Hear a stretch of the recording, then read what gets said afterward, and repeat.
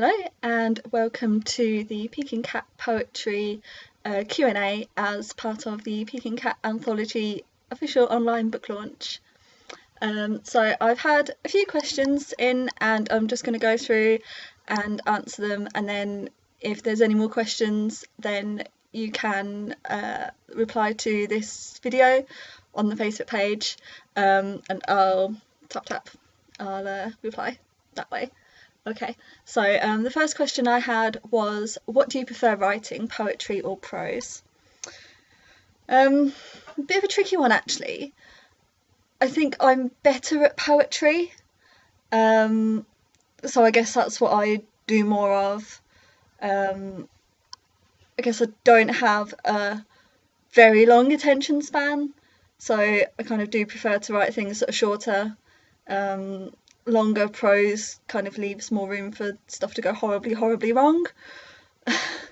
But saying that, I have just done my master's in creative writing, and part of the final assignment for that was doing 15,000 words, the first 15,000 words of a novel, which I'm going to continue and hopefully one day publish. So I guess that is the exception. I have written novels before, none of them published. But yeah, I guess poetry is just kind of easier, I guess. So I do enjoy poetry more in that way. I find novels and prose just a little bit frustrating when I find the editing process frustrating, and having to go back and correct a million things because one thing has changed, and then it's like a domino effect of having to go back and edit everything. So yeah. Also, I think in poetry I feel like there's more room for me to write about me, whereas in fiction not quite so much, although saying that my new novel is autobiographical fiction. So yeah, tricky one. They're both great in their own ways and difficult in their own ways, I guess. Question 2. How has your master's work best benefited you? I've absolutely loved doing my master's degree. I did it as a part-time course over 2 years. It's a distance learning course from Teesside University, and it's been great. It's been a lot of hard work, so I was really glad that I have passed with a distinction. Really happy about that. Yeah, it has been tricky trying to kind of fit it around my full-time job, and then fit in everything with Peking Cat in as well, and my own, regular writing that doesn't have anything to do with anything, and kind of like fitting all that into the day, as well as sleeping and eating and being a human being. But it's been great. It's been really flexible as well, so it's been really good how I could kind of fit it around everything else. It's benefited me because kind of the first module really kind of brings you back to basics in my particular course, and it was just good fun really, finding like different places to get inspiration from, being encouraged to people watch, being encouraged to find other ways to find poems and create poems, like blackout poetry, like creating images over poetry, being encouraged to draw and colour in as part of my degree as well. So yeah, that was really good, and as well encouraging me to read more, because I know reading isn't really something that I make enough time to do, even though that's kind of the basic advice for writers, isn't it, to read and read and read. So it's been good for kind of broadening my horizons in that sense. I've read things I otherwise wouldn't have touched probably, both academic and creatively. Yeah, as an editor and a publisher, I think it's made me more open to different styles,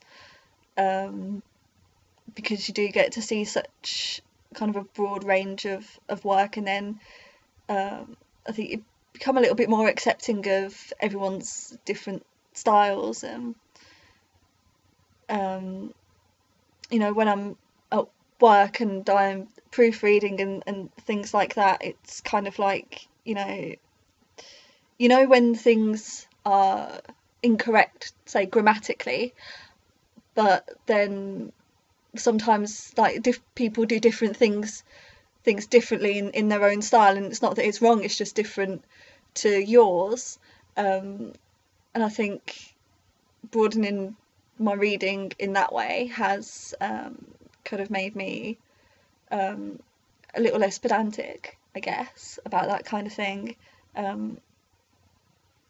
Just maybe a little bit more open to other people's styles as well, which has been really good. Would you recommend that new or emerging writers pursue an MFA? I guess it depends really on what you want to get out of it, and what your reasons for doing it are, and what your course is like. I mean, I don't really know what other courses are. I mean, I'm not even sure if an MFA in the US, for example, would be the same as the course that I did. So, like I said, it was 2 years, part-time, distance learning. The first module was core, kind of core skills, kind of that whole going back to basics. And then there was professional writers in the world, which was all about kind of how you can use your skills kind of out in the world, like as a publisher, or in workshops in different places such as care homes, support groups, all that sort of thing. And then we had writing for the self, which was one of those things where, when you think, oh, this is going to be great, this is right up my street, this is exactly the kind of thing that I'm born for, basically, and then it's like the thing that you fail the most on. I still pass and everything, but it's just like, it's like when you watch an episode of The Apprentice and somebody steps up and says, oh yeah, I am great at everything that this task is about, so I'm going to be the project manager and it's going to be brilliant because this is what I do every day, and then they fail and then they get fired. It wasn't as bad as that. It's just it was still a good mark and everything. It's just it's weird how you're not always as good as at what you think you're going to be good at. It's funny. And then so that was that writing in the self, which was kind of autobiography, memoir writing, things like that. And then we had our writing specialism, which led on to the final project of 15,000 words of a novel, or whatever specialism you chose. And our tutors were really good, really supportive. I mean, I've read articles in the past that say, oh, people who go on an MFA just, they're moulded into this one thing and everyone who comes out of it just churns out the same stuff. But I didn't find that at all. I don't know if it was just my course. I don't know what other courses are like. But I didn't find that at all. I really felt supported, and that I had room to just kind of be me and do what I'm good at, and what works for me and my style, really. So again, it's kind of as well what you want to get out of it, because people have said to me, kind of what's next then, what are you going to do now? And I'm like, well, I guess I'm going to finish my novel, in terms of like getting a job and things like that. I mean, I don't think here anyway there isn't really any job that requires an MA, apart from if you want to be a lecturer, like at university or something. Really, for me, it was just a bit of fun. expensive bit of fun, and just to see if I could do it.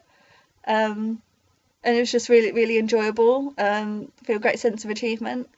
So for those reasons, I would recommend it. But as I say, it really depends on the course that you're looking at, really. Okay, The Creative Truth has an unusual editorial focus. What made you to decide to focus on creative nonfiction? Excuse me. So The Creative Truth is our quarterly magazine, kind of like the sister magazine of Peak and Cat, if you like, and it focuses on creative nonfiction, so essays and memoir and maybe prose based on the truth. It's kind of, there should be truth in there, but really it's as little or as much of it as the writer wants to put in, really. It's not a place for poetry, it's a place for prose. And I wanted to focus on that because I guess it just really interests me. And when people send me poems for Peak and Cat, I feel really happy that people have sent their work to me.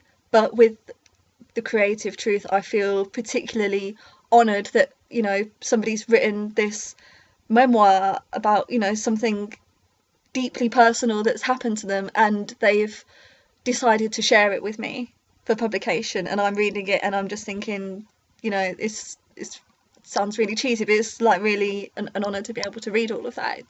It's great, and then to kind of put all of them together and to see all these lives. There's only 12 pieces ish in each magazine, but it's great to kind of put them side by side and kind of see all the different stories that people have. Is really interesting, and from a personal point of view as well, a lot of my personal experiences are in my writing, most of them in fact, which is why, as I said before, I do enjoy writing poetry so much, and the writing in the self module in my MA was kind of the one I was most looking forward to.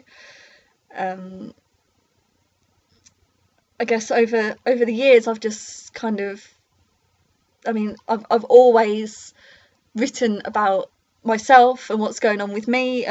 When I was a teenager, I wrote stories as a kid, then as a teenager I started writing song lyrics, and then song lyrics which were terrible, by the way, awful, really awful, moved on to poetry after that.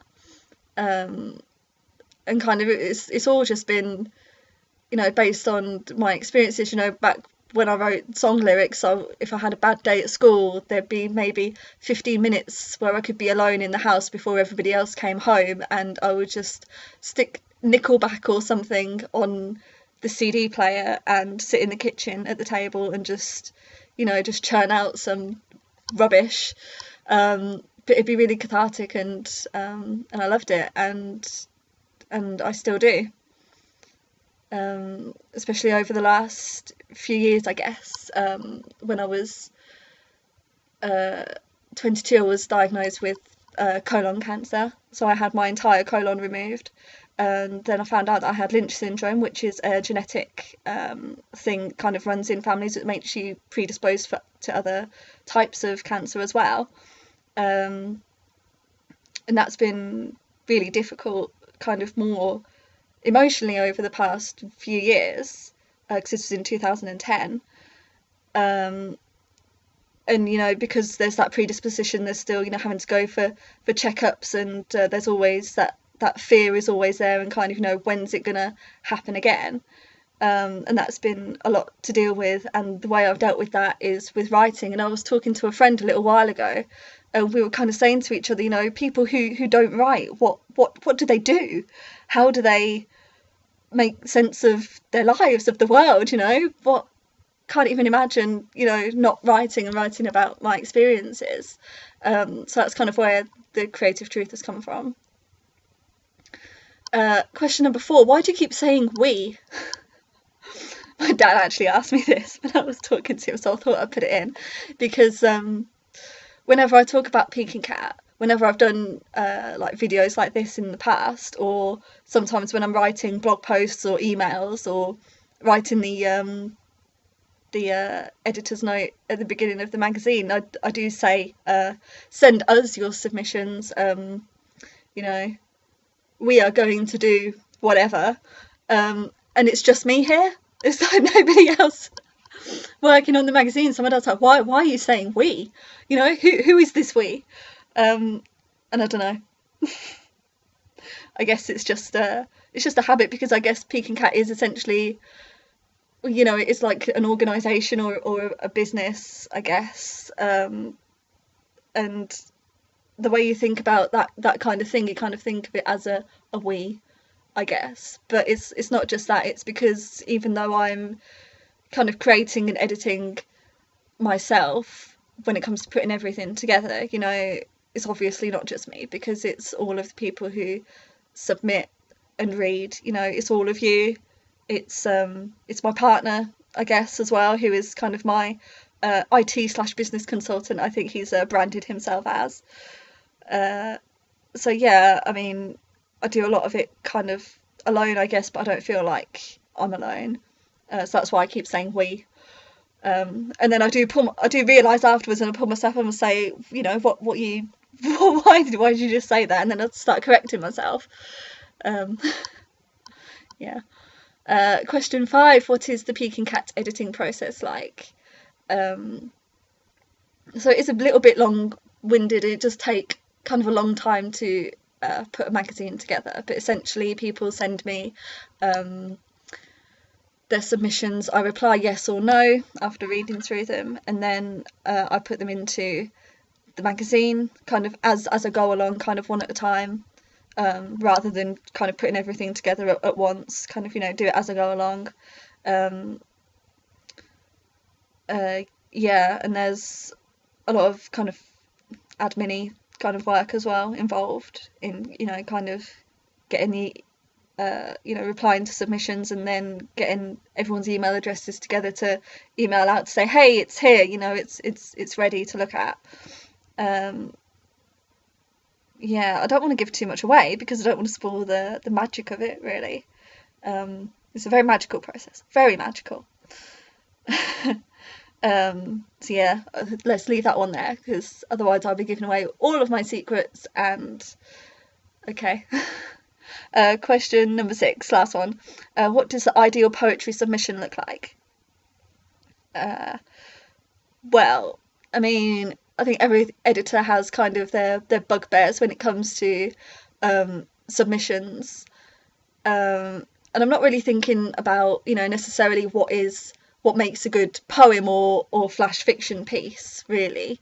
You know, because that does vary, you know, and it's kind of just a case of what I like, and, you know, what's been published in the magazine before, and kind of looking at the magazine gives people an idea, I think, of the kind of things that I like to publish. I mean, a lot of it is you know, non-rhyming, but then we have had some really good, you know, rhyming pieces as well.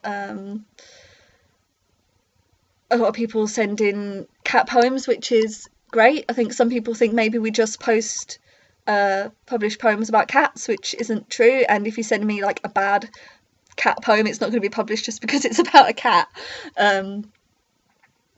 But yeah, all sorts of subjects. In terms of actually sending submissions, I guess I do prefer either body of the email or attachment is fine, but if it's an attachment, I guess I prefer kind of just one Word document rather than 3 separate attachments. But it's not really, you know, I mean, I look at some literary magazines and they have submission guidelines like it should be 12-point font in Times New Roman. Firstly, Times New Roman is I just don't like it, and secondly, you know, don't worry about formatting, you know, because I can do all of that. You know, it's really not that strict. I mean, all I really ask for is, you know, don't go over the amount that I've asked for, which is 3 poetry pieces and 2 flash fiction pieces max. Don't, you know, try not to submit more than once before I've replied to you. Say in the body of your email, say hello to me, find out my name. It's really not difficult. I'm female, also not difficult to find. What else? Yeah, that's really it. You know, I don't particularly ask for too much. It's not a complicated submissions process. I like to think we're fairly easygoing. Yeah, and then a solid poem and flash fiction piece as well. And a bio. Please send a bio. Only because I have to chase them if people don't send them to me. And that's really it. So yeah, that is the magic of Peking Cat. That is all of the questions I have had. If you have any more questions or any questions about what I've said, sorry if this has droned on a little bit. I got chatting. Just type them in the comments on the Facebook page, and I will tap reply to them. Okay, see you soon.